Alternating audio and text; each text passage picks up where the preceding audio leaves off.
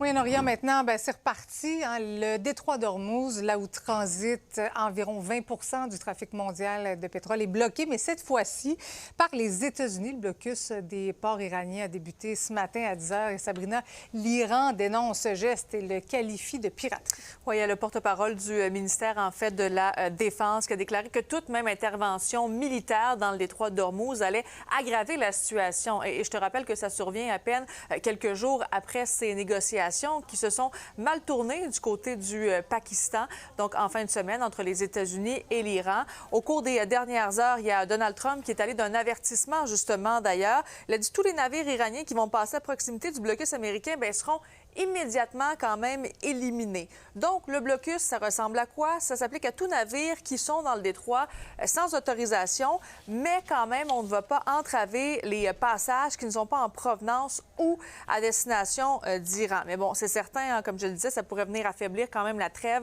entre l'Iran et les États-Unis. Mais bon, le président américain a dit que l'Iran souhaite quand même un accord à tout prix. Bien sûr, ça ne plaît pas à tout le monde, notamment au premier ministre britannique Keir Starmer, qui a dit qu'il ne soutient pas le blocus. Même chose pour la ministre espagnole de la Défense qui a dit qu'un tel blocus, que ça n'avait aucun bon sens. Il y a le chef de l'Agence maritime de l'ONU qui précise qu'aucun pays n'a le droit de bloquer le détroit d'Ormuz. Shipping continues to be used as collateral for these kind of negotiations, which of course is detrimental not only to the innocent seafarers, the countries in the region, but globally everybody is being affected. Simplement dire également que le Hezbollah a demandé l'annulation des négociations qui devaient avoir lieu demain entre Israël et le Liban, justement, pour un possible cessez-le-feu. Donc, on voit déjà des répercussions. Ça reste encore très tendu. Maintenant, parle-moi du président Trump qui s'en est pris au pape Léon.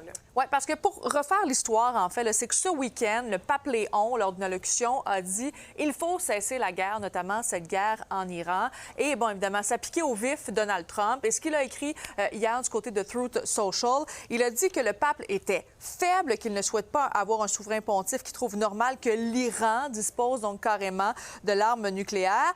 Aussi, ce qui est assez fascinant aujourd'hui, c'est que le pape a publié, Donald Trump a publié une photo justement de lui en Jésus-Christ, là, visiblement. Ça a été retiré par la suite. C'est peut-être de mauvais goût pour certains. De comment il se trouve, comment il se qualifie. C'est ça, effectivement. Bon, reste à savoir. Mais bon, aujourd'hui, on lui a demandé, Donald Trump, est-ce que vous allez vous excuser aujourd'hui pour les propos? Voici sa réponse. No, I don't, because Pope Leo said things that are wrong.